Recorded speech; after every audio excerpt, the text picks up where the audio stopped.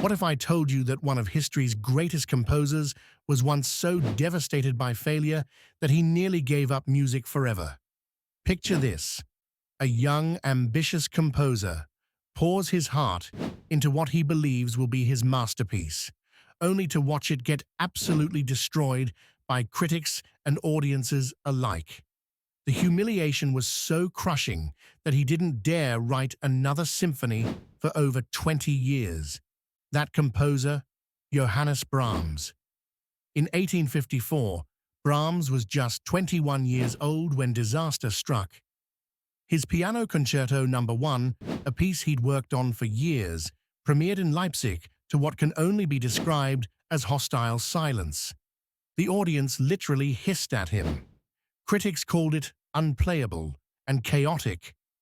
But here's the kicker: this wasn't just any concerto. Brahms had poured his grief over his mentor, Robert Schumann's mental breakdown and death into every note. He'd laid his soul bare, only to have it trampled. The rejection was so brutal that Brahms wrote to a friend, "I believe this is the best thing that could happen to one. It forces one to collect one's thoughts and raises one's courage." But was he just putting on a brave face? For the next 2 decades, Brahms lived in the shadow of Beethoven and his own fear.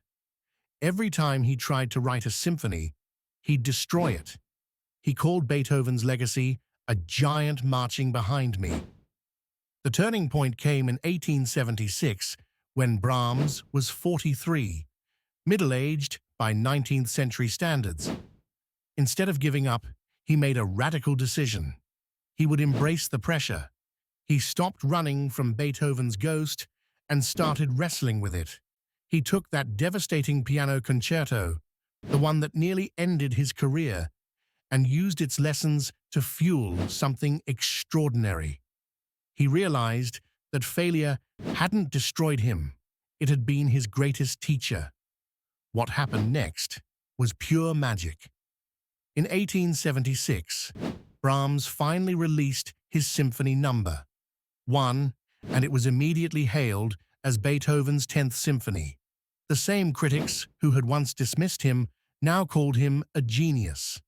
But Brahms didn't stop there. He went on to compose 3 more symphonies, his legendary violin concerto and chamber music that still moves audiences to tears today. That failed piano concerto? He revised it, and it became one of the most beloved concertos in classical repertoire.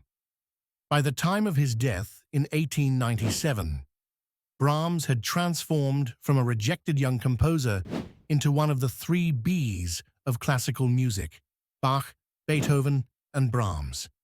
Here's what Brahms understood that most of us don't.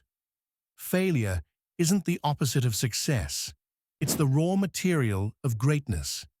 That devastating night in Leipzig didn't end his story. It began it. Every note he wrote afterward carried the weight of that rejection and the fire of his determination to prove them wrong. Johannes Brahms took his greatest humiliation and alchemized it into immortal beauty. He showed us that sometimes you have to fail spectacularly to succeed magnificently. As Mr. Ambot would say, you failed when you stop.